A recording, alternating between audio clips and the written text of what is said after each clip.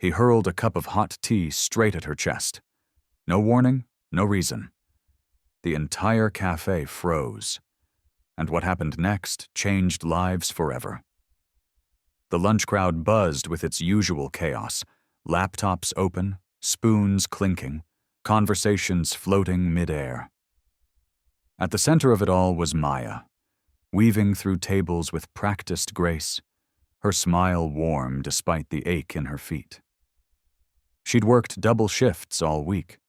Her rent was overdue, her little brother's school fees were piling up, and she couldn't afford to be late on another utility bill. But none of that showed on her face. Then the door flew open. A man in an expensive-looking coat, sunglasses still on indoors, stormed in. He didn't wait to be seated. Instead, he dropped into a booth and slammed the table. The room quieted for a second, then resumed its hum. Maya glanced toward him and approached with a polite smile. "Good afternoon, sir. Can I get you started with—" "Hot tea," he snapped. "Strong, no sugar. And fast. I don't have all day." "Yes, sir," she replied calmly, scribbling the order. 15 minutes passed. The kitchen was running behind, and Maya had to juggle 4 tables while waiting for his tea. She could feel his glare burning into her back. Finally, the cup was ready. She carefully carried it over, steam curling from the rim. "Here you go, sir." Before she could finish, he snatched the cup and took a sip. His face twisted. "This is cold. Are you stupid?" Maya opened her mouth to respond, but before she could speak, the man stood and, without hesitation, threw the entire contents of the cup at her. Gasps erupted around the cafe. Maya stood, soaked and stunned. Her apron clung to her chest, her blouse stained with tea and shame. For a few agonizing seconds, no one moved. Then, from the back corner, a chair scraped against the floor. A middle-aged woman in a crisp navy suit stood and walked briskly over. She knelt beside Maya, pulled a handkerchief from her pocket, and gently began dabbing the hot liquid from her arms. "You're okay. You're okay," she whispered softly. The angry customer looked confused now, glancing around as judgmental stares began to converge on him. His arrogance faltered. "I don't care who you think you are," the woman said firmly, rising to face him. "That wasn't tea you threw. That was your entitlement." He scoffed, trying to regain control. "This isn't your business." "It is now," she said, "because I own this cafe." The room went silent again. Maya blinked, still shaking. The woman looked at her, gently placed a hand on her shoulder and said, "Come with me." The customer opened his mouth to argue, but this time 2 other customers stepped forward. "Leave," one of them said. The man turned, his pride in pieces, and stormed out. Back in the small office behind the kitchen, the woman offered Maya a towel and sat beside her. "I'm Rachel Liang," she said. "I just acquired this chain last month. I was here to observe service. I saw everything." Maya wiped her face. "I didn't mean for that to happen." "You didn't do anything wrong," Rachel said, "but you stood there, calm and composed, when most would have broken. That tells me more than any resume ever could." Rachel leaned back. "You're not just a waitress, you're a leader, and I think I have an idea that might interest you." The day moved on, but the air didn't feel the same. Amelia caught herself glancing at the corner booth more than she meant to. He hadn't touched his coffee. Just sat there, hands wrapped around the paper cup, as if drawing warmth from something long gone. She brought out a tray of croissants and set them behind the glass. But the rhythm of her work felt interrupted. Offbeat, somehow. Like his presence had shifted something in the room. And in her. "Do you come here often?" she finally asked when she passed by his table to wipe a nearby counter. He looked up. "Never been here before," he replied. "I was just drawn in." She nodded, unsure how to respond, but then he added, "That's not entirely true. I came in because I saw you through the window." Amelia's hand froze on the cloth. She looked at him. "Why?" He exhaled like the truth had been sitting on his chest for years. "Because for a moment, I thought I saw a ghost." A silence settled between them. "I lost someone," he said. "A long time ago. She was young, kind, stubborn, always believed people could be better. And you have her eyes." Amelia tilted her head slightly, heart fluttering with something unnamed. "Sounds like she meant a lot to you." "She was my everything," he admitted. And for a man like him, controlled, composed, that honesty felt like lightning cracking through glass. "I ruined it. I chose something else instead. Ambition, money, survival." She sat across from him without fully realizing she had. "You think I'm her?" she asked, voice soft.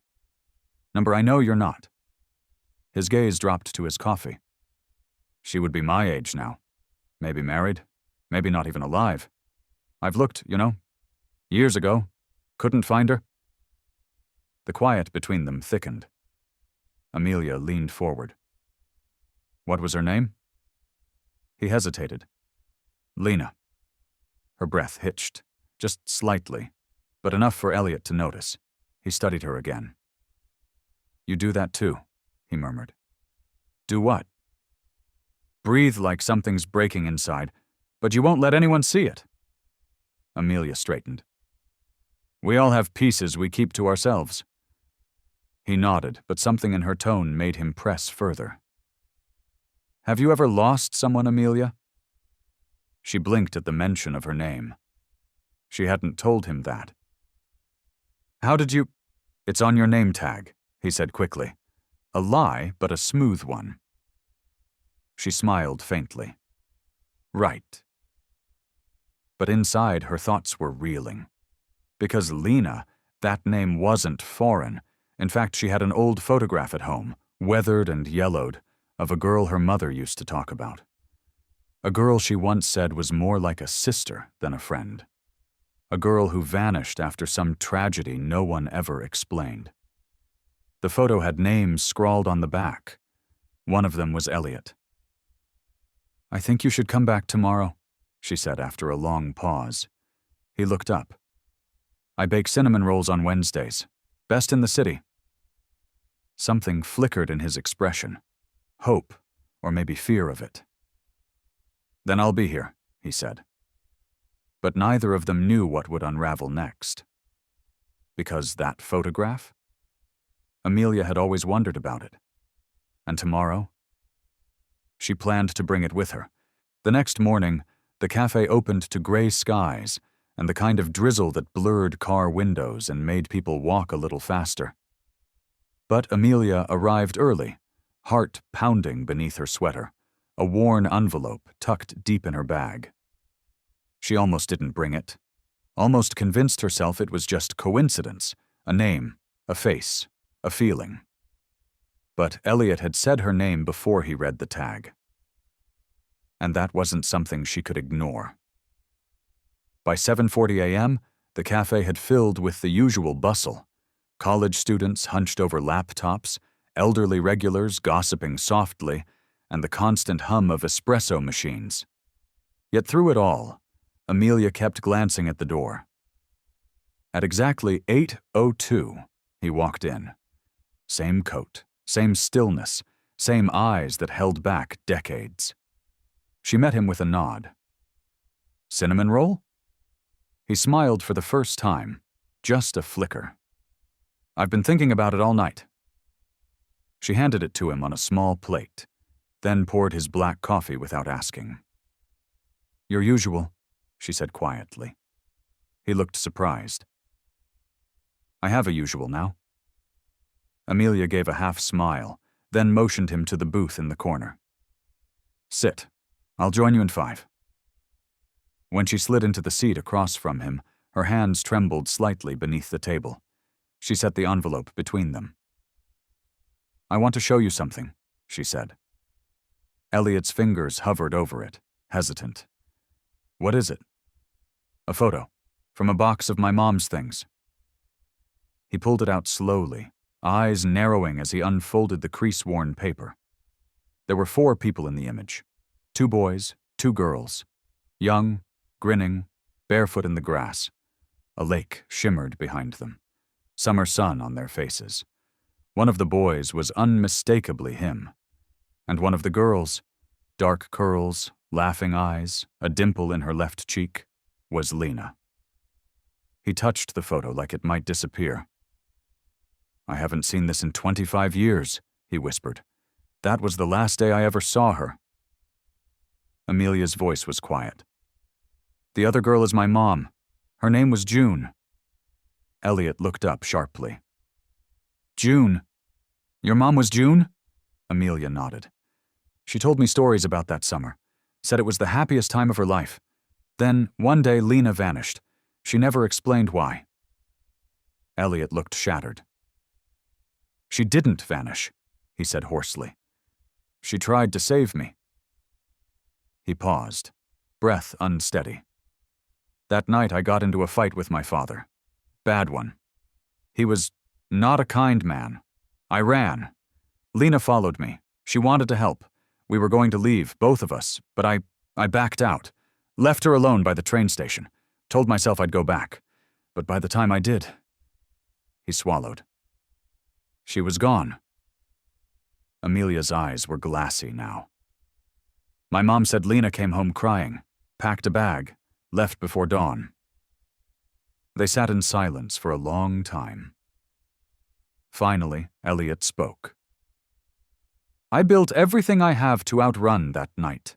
The guilt, the cowardice, and yet it always finds me. Until yesterday, I thought I'd imagined it all. That maybe she didn't care as much as I remembered. She did, Amelia said firmly. I know because she wrote about it. My mom kept her journal. She was heartbroken. He leaned back, staring at the ceiling like it might tell him what to do next. Do you still have it? I do, Amelia said. Would you want to read it? His eyes found hers. Yes, please. But before she could respond, the cafe door burst open. A woman, early 60s, silver hair swept into a tight bun, stepped inside. She froze the moment she saw them at the booth. Amelia stood slowly. That's her. Elliot turned. His breath caught in his throat. It was Lena, older, weathered by time, but it was her. He rose to his feet as if pulled by something invisible. Lena took a cautious step forward. Her voice wavered. Elliot? He couldn't speak, so she filled the silence. June was my best friend, she said. She told me about her daughter working at a cafe. Said she had your eyes. Tears slipped silently down Elliot's cheek. I came to see if it was true, Lena said. He took a step forward, then another. And before anyone could say more, they embraced, 25 years collapsing into a single moment of breath and heartbeat and forgiveness. Amelia turned away slightly, letting them have it. But she smiled. Because some stories don't end. They circle back. And sometimes, they walk right through your door. The embrace between Elliot and Lena lingered. The kind of hug born not of familiarity, but of all the years in between. All the questions, all the silence. It wasn't delicate. It was desperate. He held her like he was afraid she might vanish again. Amelia stood still, heart aching in a way she couldn't quite explain. She wasn't just witnessing a reunion. She was standing in the echo of her mother's stories, watching them come alive. After a long moment, Elliot and Lena sat across from each other, the cinnamon roll untouched, the coffee gone cold. Amelia pulled up a chair beside them. She didn't want to interrupt, but Lena reached for her hand. Your mother, she said softly, was the best person I ever knew. After I left that night, I stayed with a cousin in Chicago. Wrote June letters for years, but I never sent them. I thought she'd hate me for running." "She never hated you," Amelia whispered. "She missed you. She kept that picture until the day she died." Lena wiped a tear. "She passed?" Amelia nodded. 2 years ago, cancer silence settled again." Elliot looked at Lena. "Why didn't you ever try to find me?" "I did," she said, "but you changed your name." His eyes dropped. "Yeah, legally. I didn't want my father's name anymore." She looked at him. Really looked. "I followed your story for years. I just never knew it was you. Until yesterday when June's daughter called me." Elliot turned sharply toward Amelia. "You called her?" She gave a small smile. "After our talk yesterday, I found the journal. Her name, her city. I took a chance." He exhaled slowly, stunned. "You wanted to help me?" "No," she said. "I wanted to help her too. She never got closure. Neither did you." Lena reached into her coat pocket and placed something gently on the table. A folded letter. "I wrote this the night I left. I carried it every day for 25 years. Always thought I'd give it to you, if I ever saw you again." Elliot opened it with careful hands. The ink had faded, the paper soft and brittle with age. He read in silence, his eyes moving slowly, as though absorbing every word into the cracks of his soul. When he finished, he looked up, and something inside him had shifted. The weight he wore in his shoulders, the pain in his eyes, it had softened. "I'm sorry," he said, voice thick. "I let you down." Lena reached across and took his hand. "We were kids, Elliot. Scared kids. We did the best we could." A breath passed between them. "I want to make things right," he said. Amelia cleared her throat gently. "Maybe that starts with telling your story."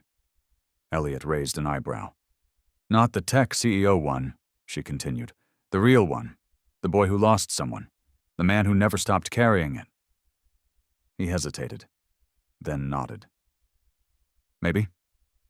Later that week, Elliot returned to the cafe. But not alone. This time he brought his legal team and a real estate agent. He sat Amelia down with a warm smile. "You ever wanted to own your own cafe?" She blinked. "What?" "I bought the building," he said casually, like he hadn't just upended her entire life. "And I'm giving it to you, under one condition." She stared at him, stunned. "Why?" "Because you reminded me of what matters," he said, "and because Lena and I lost too many years living for ambition. I want to give something back." Amelia's voice was barely a whisper. "What's the condition?" He leaned back, eyes twinkling. "Name one of your cinnamon rolls after Lena." She laughed, a sound that startled her. "Deal." But that wasn't the twist. Weeks later, Amelia received a letter in the mail. No return address, just a note inside. "Ask your mother about the necklace." The one she said was from a boy she never named. "You might find the story isn't over yet." Amelia's heart dropped. She dug through her mom's old memory box, opened the velvet pouch she'd seen a dozen times before, and found it.